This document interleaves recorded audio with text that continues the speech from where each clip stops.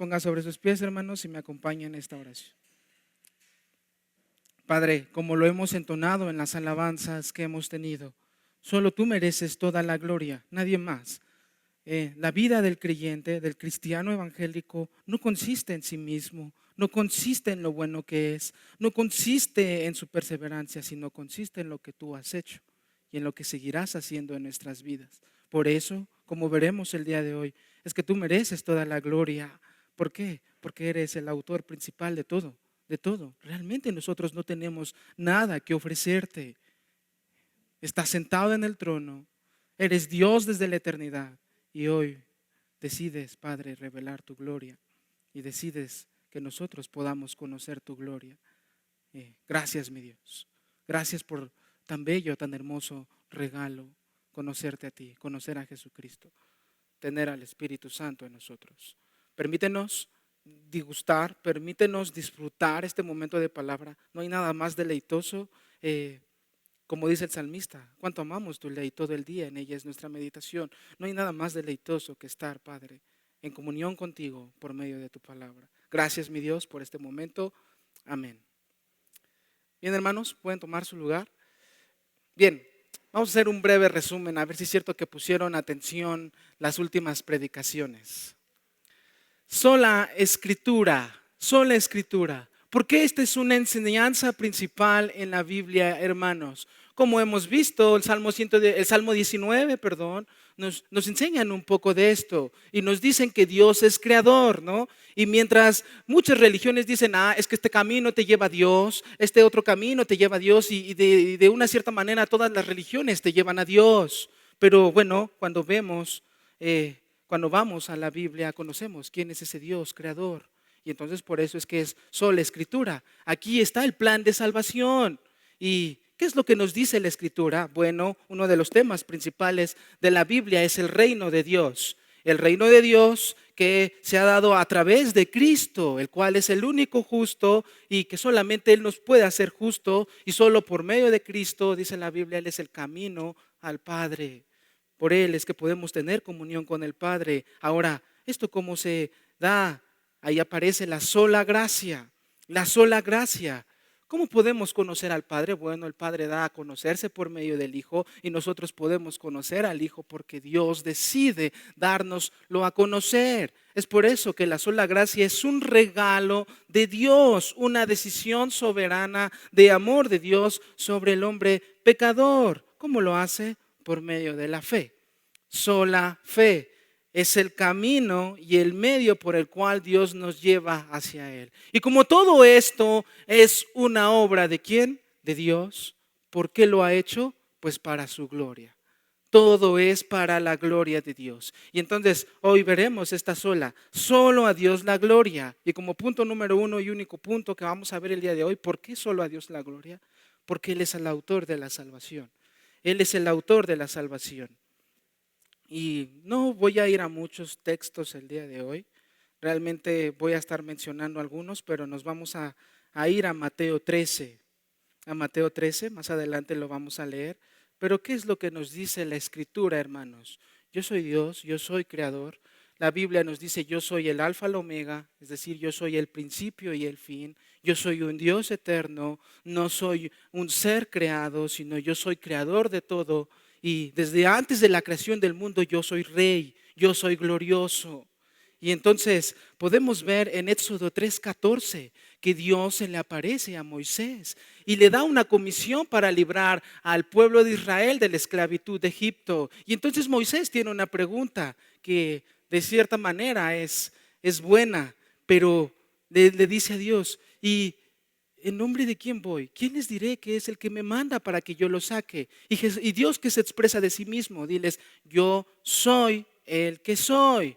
Yo soy el que soy. Entonces, así es como se refiere Dios a sí mismo. Yo soy el que soy. Esto tiene muchas implicaciones. Él es eterno, Él es inmutable, Él es grande. No es un ser creado, Él está por encima de toda la creación. Él subordina todas las cosas. Él reina y tiene dominio sobre todo. yo soy el que soy. Es por eso que el Salmo 102 nos dice, 25 al 27, los cielos y la tierra perecerán, pero tú permaneces, porque Él es glorioso. Él no necesita del universo para subsistir, Él no necesita del tiempo, Él no necesita de la materia, porque Él es creador de todo.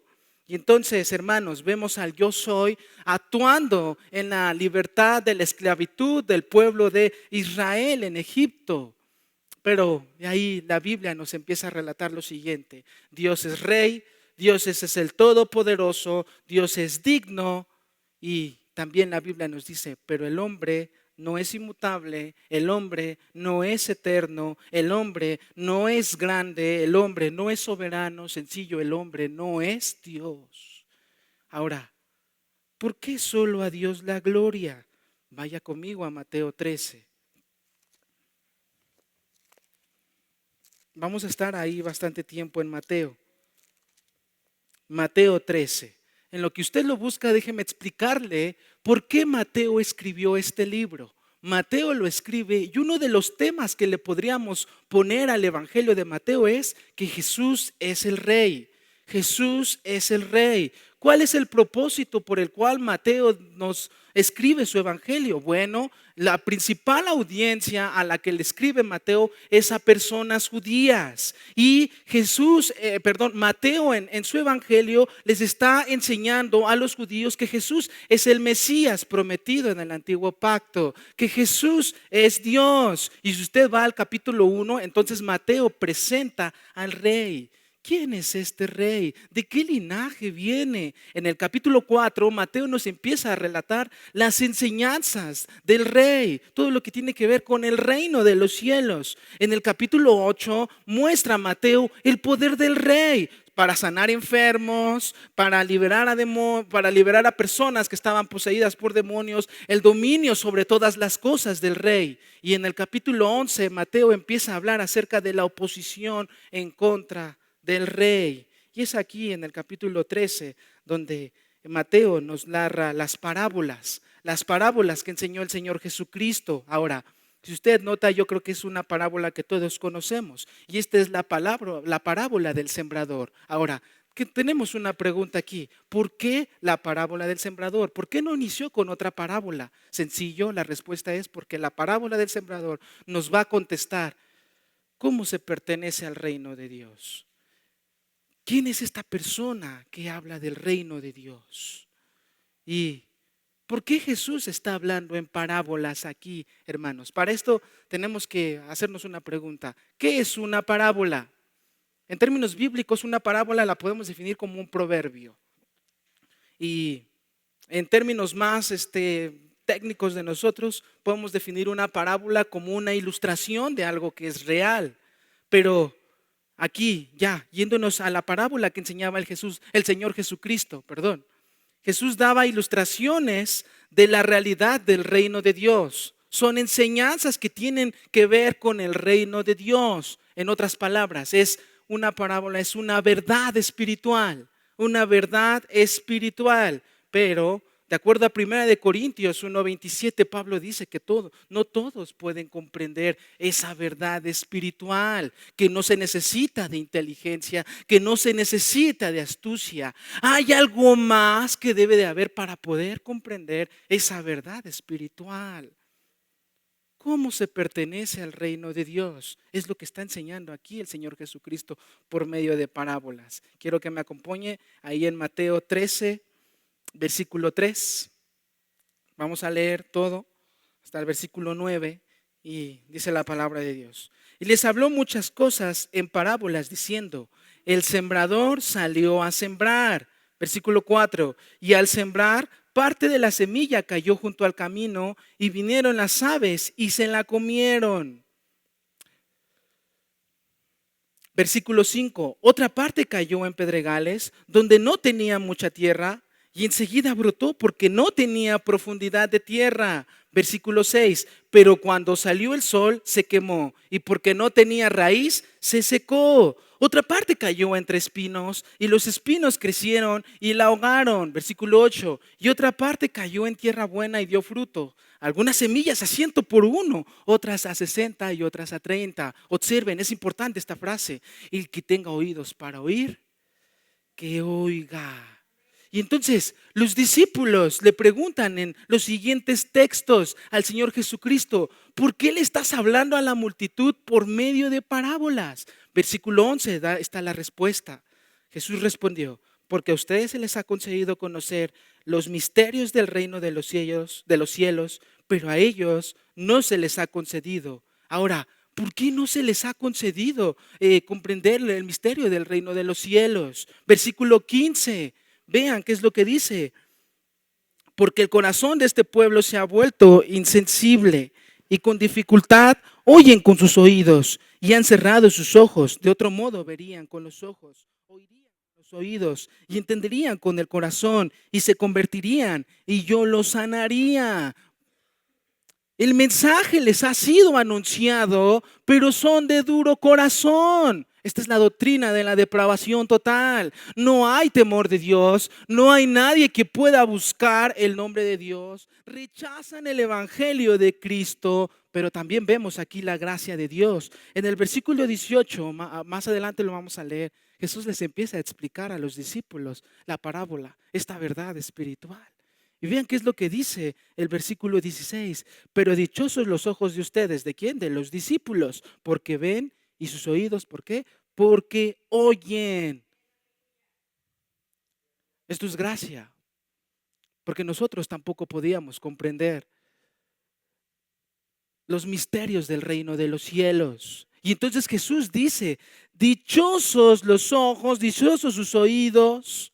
Ahora, esta palabra, dichosos, ¿qué quiere decir? Bienaventurados. En otras palabras, Jesús lo que nos está diciendo, lo que le está diciendo aquí a los discípulos: estén felices, estén gozosos. ¿Por qué? Porque han tenido un favor que ustedes no merecían.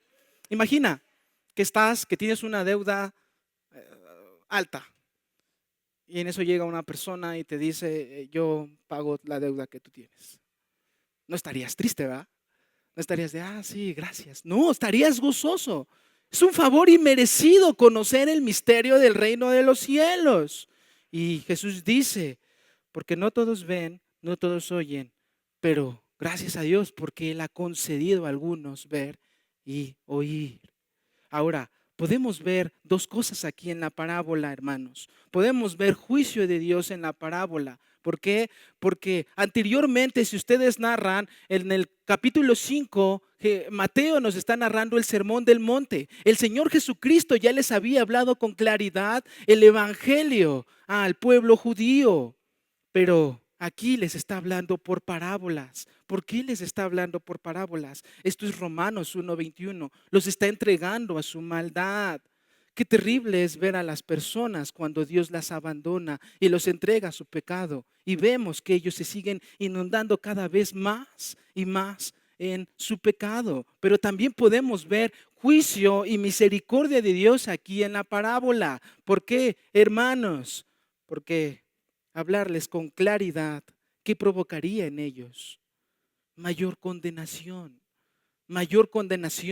ira para el día de la ira. Y entonces aquí vemos la misericordia del Señor Jesucristo con ellos. Y vean qué es lo que dice el versículo 9. El que tenga oídos para oír, que oigan.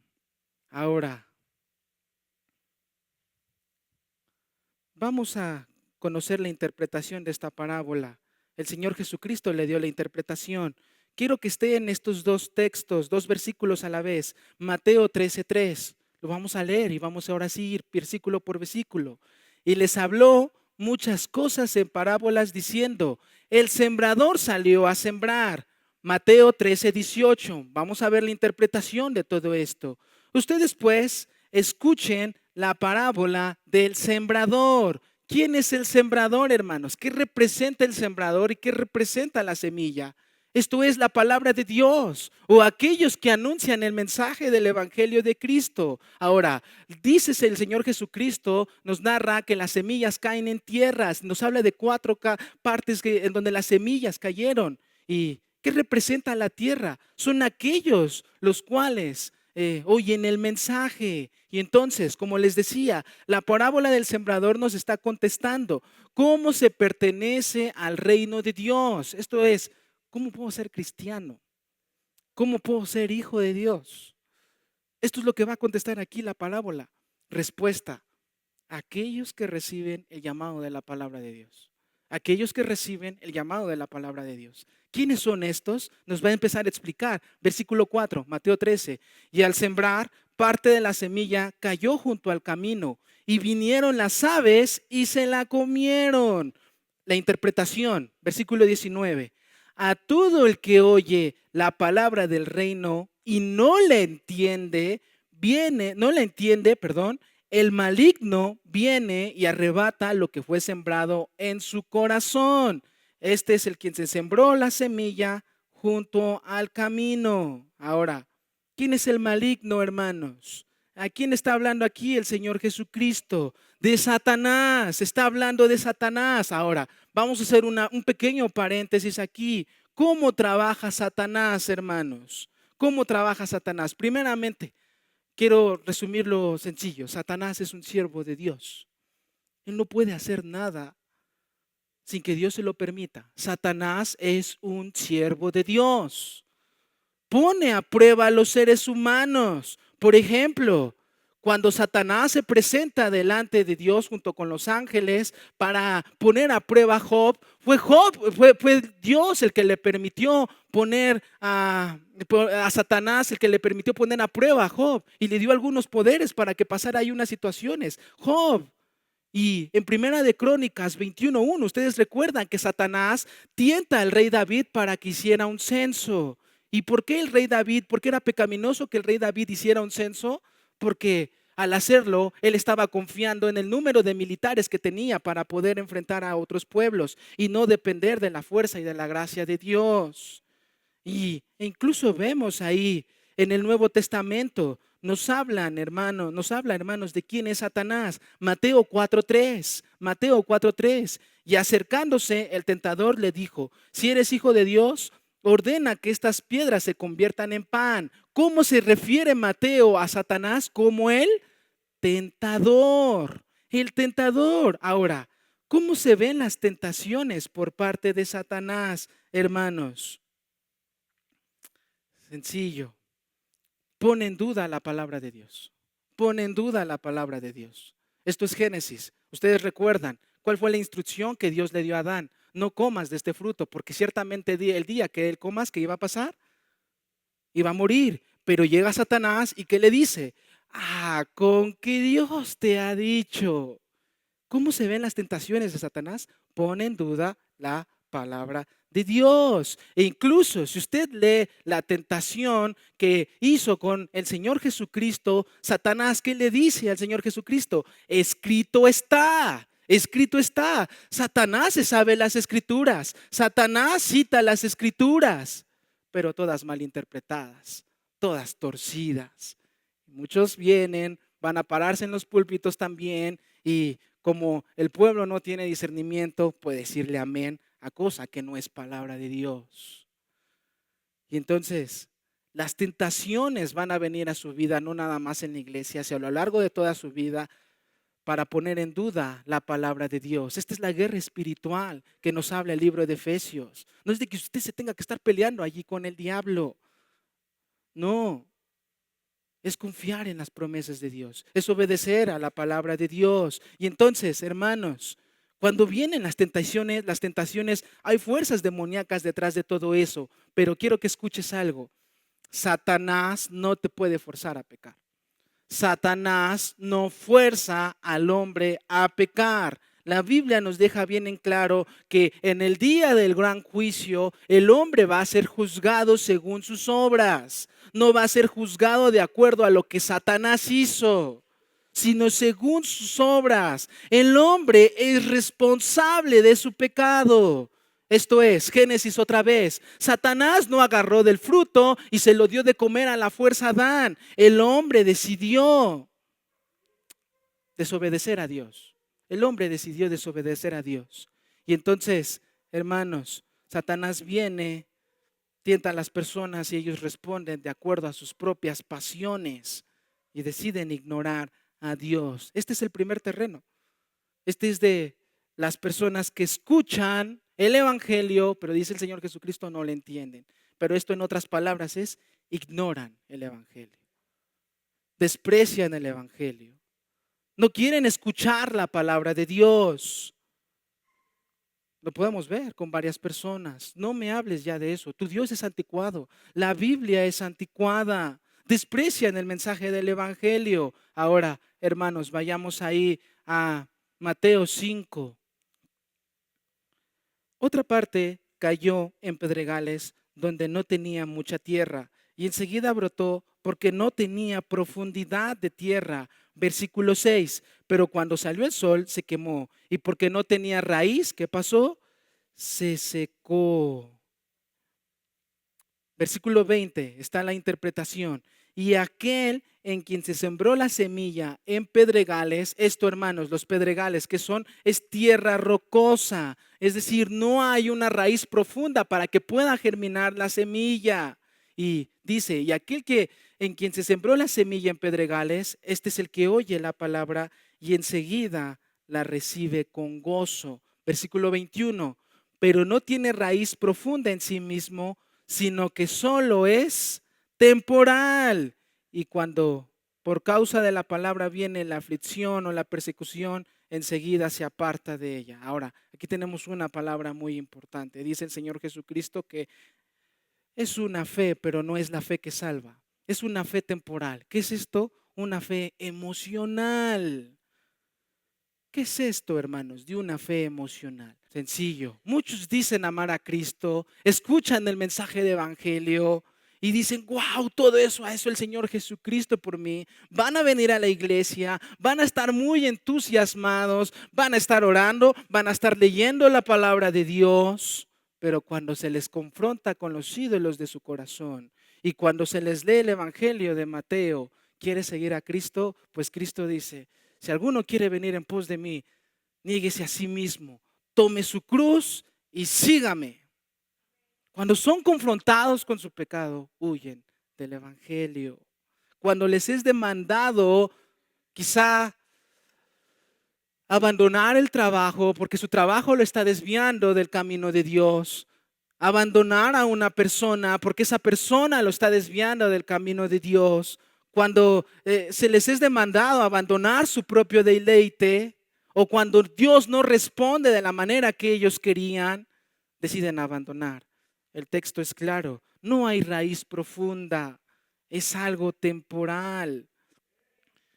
Esto Juan nos dice, nunca fueron creyentes, nunca fueron creyentes. Vean qué es lo que nos dice el versículo 7.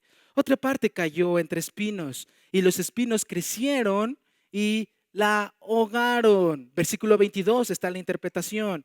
Y aquel en quien sembró la semilla entre espinos, este es el que oye la palabra, pero las preocupaciones del mundo y el engaño de las riquezas ahogan la palabra y se queda sin fruto. Ahora, ¿qué se refiere el Señor Jesucristo con las preocupaciones del mundo? Esto es con lo que otros textos nos explican y nos dicen, la amistad con el mundo es enemistad ¿con quién? Con Dios. Entonces, no se puede estar en el mundo y puedes estar ahí con Dios. Tienes que estar de un solo lado. Y ¿cómo se ve el amor al mundo? Esa es una pregunta interesante a responder. ¿Cómo se ve el amor al mundo? Respuesta sencilla. Cuando hay más disfrute en la creación que en el Creador. Cuando hay más deleite en la creación que en el Creador. Vamos a ver una ilustración de esto en Mateo 19, 16 al 21. Mateo 19, 16 al 21.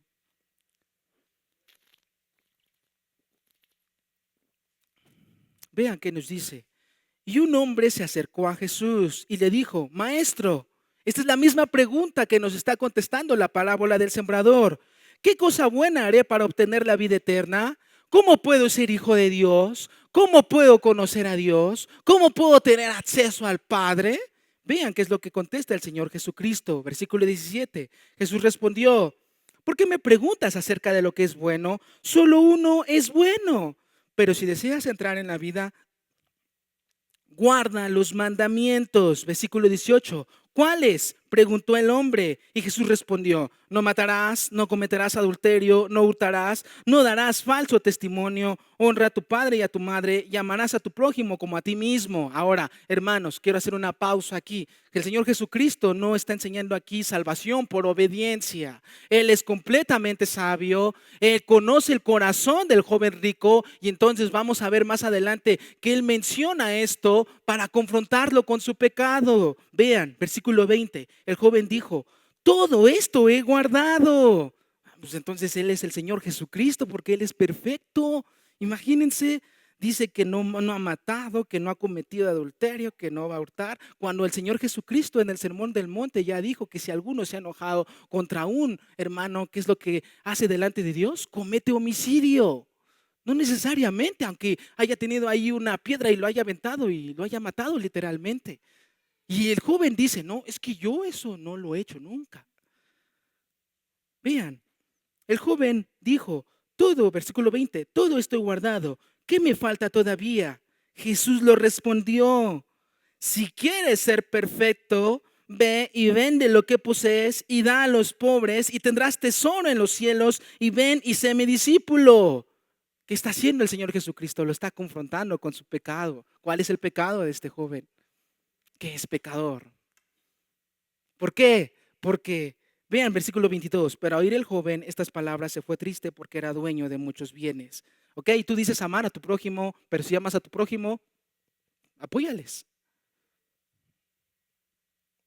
No lo quiso hacer porque su ídolo estaba en el mundo. Su ídolo estaba en las riquezas y no en la confianza de la provisión soberana de Dios. Así se ve el amor al mundo, cuando se vive todo para sí mismo. Mis riquezas, mi tiempo, mi servicio, mi espacio, mi reputación, mi orgullo. Esto es humanismo. Esto es humanismo, una vida centrada en el hombre, una vida centrada para sí mismo y no una vida para la gloria de Dios. Ahora, no quiero decir entonces que el dinero es pecado y que el problema está en lo externo, sino el problema siempre va a estar en el corazón de la persona. Aquellos que confían y le dedican todo su tiempo al trabajo, o todo su tiempo a un hobby que tienen, o todo su tiempo a su misma familia, incluso ahí puede estar la idolatría, a la creación y no en el creador. Vean qué es lo que dice Mateo, regresamos. Mateo 13:8. Mateo 13:8. Y otra parte cayó en tierra buena y dio fruto. Algunas semillas a 100 por uno, otras a 60 y otras a 30. El versículo 23 nos da la explicación de qué es lo que significa. Pero aquel en quien se sembró la semilla en tierra buena, este es el que oye la palabra y le entiende. Este sí da fruto y produce, uno a 100, otros a 60 y otro a 30 por uno. Ahora, ¿de dónde salió esta tierra buena? ¿Quién fue el que la proveyó para que la semilla creciera? Esto es Dios. Aquí está Dios obrando. Dios preparó esa buena tierra para que la semilla diera fruto. Algunos dicen es que las tierras que habla aquí la parábola del sembrador es la disposición del corazón del hombre. Estamos equivocados si pensamos aquí, porque el hombre no quiere saber nada de Dios hasta que Dios viene y obra en el corazón de esa persona y lo lleva hacia Él. ¿Cómo deducimos esto? ¿Cómo es que entienden el misterio del reino de los cielos? Versículo 11, Mateo 13:11. Jesús les dijo: no todos pueden aceptar, perdón, estoy en Mateo 19. 13:11. Jesús respondió: porque a ustedes se les ha concedido conocer los misterios del reino de los cielos, pero a ellos no se les ha concedido. Entonces, hermanos, aquellos que conocen el misterio del reino de los cielos son aquellos que Dios les ha hablado, que Dios les ha llamado, que Dios les ha permitido revelarse a sí mismos. Esto es una obra de Dios en el corazón de la persona para que éste responda fielmente a su llamado de reconciliación. Muchos dicen que todas las religiones te llevan a Dios y utilizan una metáfora. La metáfora es que Dios está una montaña y Dios está hasta arriba de la montaña. Y entonces el hinduismo te va a llevar por un camino para llegar hacia Dios, el islam te va a llevar por otro camino para llegar hacia Dios, el cristiano evangélico te lleva a otro camino para llegar hacia Dios, el católico romano es otro camino para llegar hacia Dios. Pero eso no enseña el cristianismo evangélico. ¿Qué es lo que enseña la Biblia? Dios está arriba de la montaña, pero Dios no espera que tú vayas. Él baja y viene por ti y te lleva y te conoce y tiene comunión contigo. Ese es un Dios de gracia. Por eso es que solo a Dios la gloria. Solo a Dios la gloria. No entendieron la parábola porque eran más inteligentes. No entendieron la parábola porque eran más astutos. Entendieron la parábola porque por Dios, el Padre, por medio del Hijo, les dio a conocer el misterio del reino de los cielos. Sí, hay 4 terrenos que simbolizan el corazón de cada persona. 3 de ellos no están preparados para oír. Solo uno de ellos lo está. Pero dice R.C. Sproul, en última instancia solo hay 2 terrenos. Solo hay 2 terrenos. Los que reciben el mensaje del Evangelio o los que deciden rechazar el mensaje del Evangelio de Dios. Solo aquellos que tienen una comunión con Cristo son aquellos los que pueden entender. ¿Quiénes son estos, hermanos? ¿Quiénes son estos? Número 1, viene el maligno, van a venir tentaciones y el diablo los va a zarandear como lo hizo con Pedro y algunos van a caer, pero Dios mismo los va a restaurar.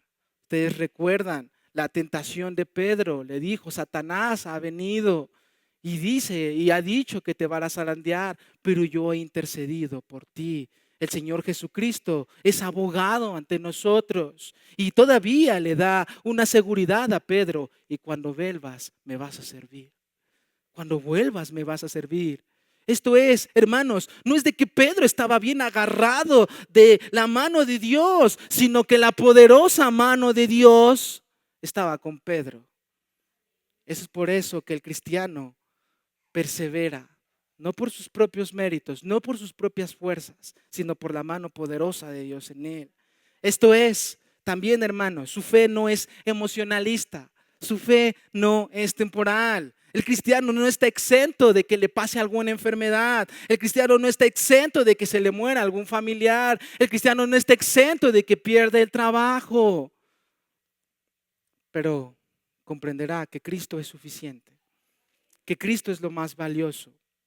Es la gracia de Dios sosteniendo la fe del cristiano, que admire, que contemple, que valore que la gracia de Dios es suficiente y más hermoso que todo lo temporal que el mundo ofrece. Número 3, el afán, el dinero, las preocupaciones de este mundo no serán problema para el creyente. Y no digo que no van a venir tentaciones con eso, van a venir, pero el cristiano va a comprender por medio de la gracia de Dios y por la providencia divina que es más deleitoso estar en comunión con Cristo, que es más fructífero, que es más gozoso estar en comunión con Cristo. Ahora, ¿cuál es la razón de todo lo anterior? ¿Por qué pasa todo lo anterior? Sencillo, respuesta. Dios es el sembrador, Dios siembra la semilla y aseguró que esa semilla germinara y creciera en nuestro corazón. Esa es la respuesta de todo. Por eso es que es una tierra buena, que la semilla crece, porque es obra del Dios. Y por eso es que solo a Dios la gloria, porque Satanás no te va a poder robar.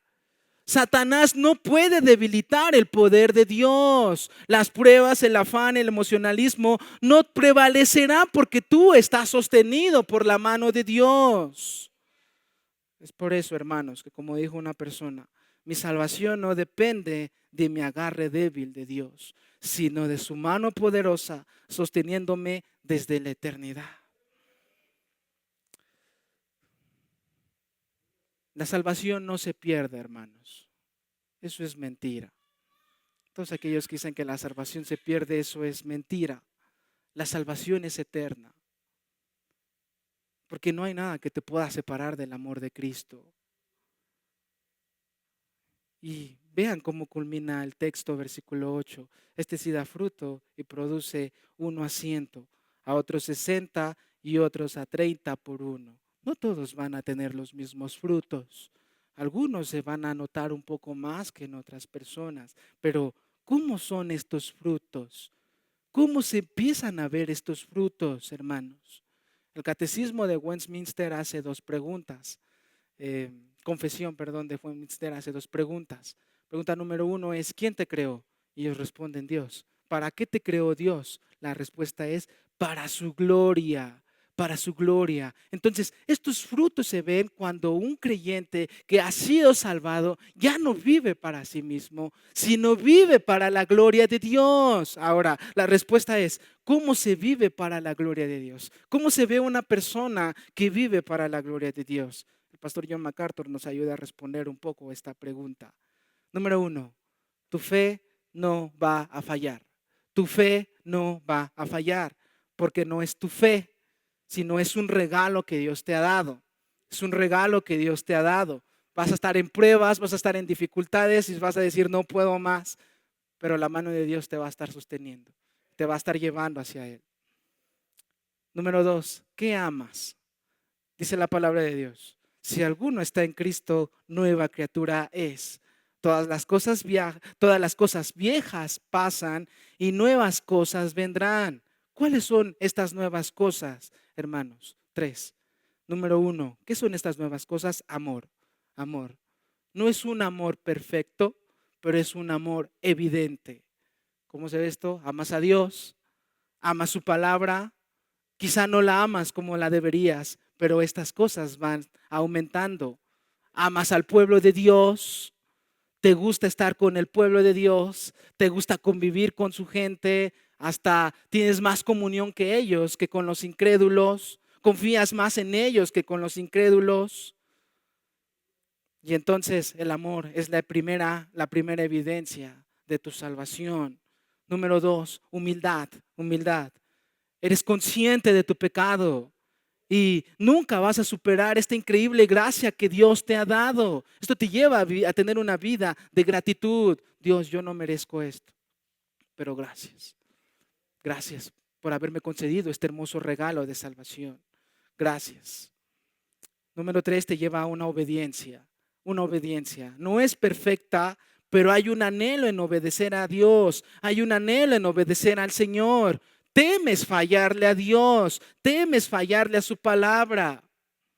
Ahora, hermanos y amigos que están aquí, que nos escuchan en la transmisión, muchos de nosotros no estamos aquí porque tomamos una decisión correcta y mis vecinos, mis familiares que no son creyentes no están aquí porque ellos no tomaron una decisión correcta.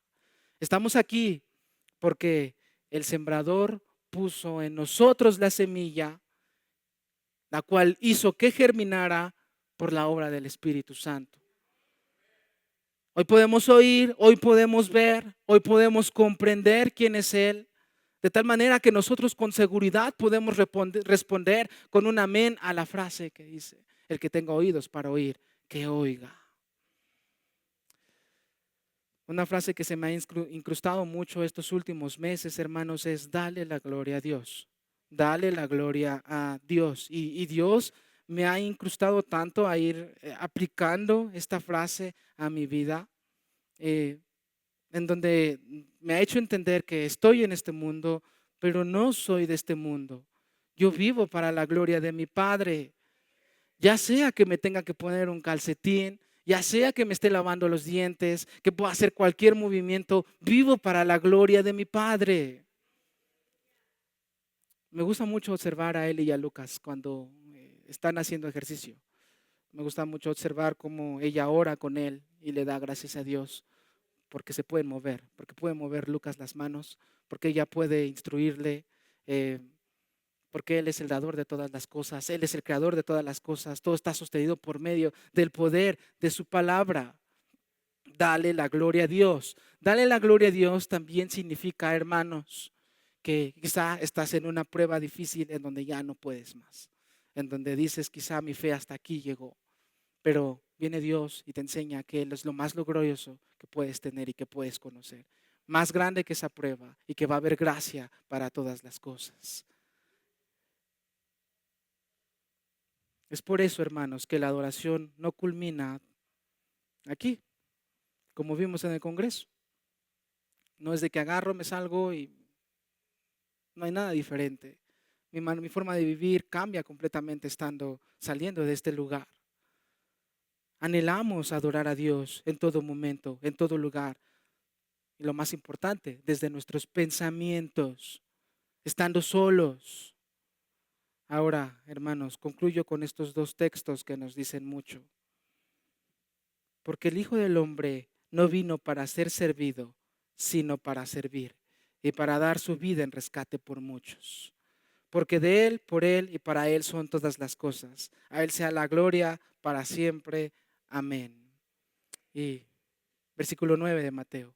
El que tenga oídos para oír, que oiga. Oremos, hermanos. Gracias, Padre, porque tú, mi Dios, eres grande. Tú, mi Dios, eres hermoso. Tú, mi Dios, eres glorioso. Yo te doy muchas gracias por este tiempo de estudio que nos has permitido tener, por toda la gracia que nos has dado, por darte a conocer, porque solo a ti la gloria, solo a ti la gloria. Tú mereces gloria, mi Dios, tú mereces la alabanza. Es por eso que los ángeles gritan y claman, Santo, Santo, Santo sea el Señor de los ejércitos. Llena está toda la tierra de su gloria. Gracias, mi Dios, por este momento, por estos tiempos de estudio que tuvimos acerca de las 5 solas, la cual no es una enseñanza, mi Dios, de hombre, no es una doctrina que se descubrió en 1517, sino es un plan, mi Dios, que tú ya tenías desde la eternidad. Padre, no fue Martín Lutero el que reformó, sino fueron personas por su pecado que deformaron lo que ya habías formado.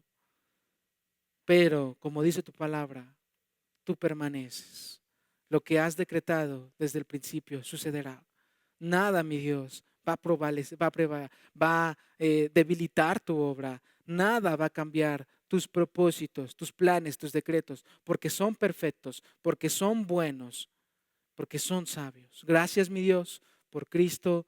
Gracias, mi Dios, por todo lo que has hecho, porque eres el autor principal de la salvación y en la salvación es donde nosotros, mi Dios, podemos conocer. Nuestra vida tiene un propósito y ese propósito, mi Dios, es vivir para tu gloria. Es en el nombre de Jesús que oramos. Amén y amén.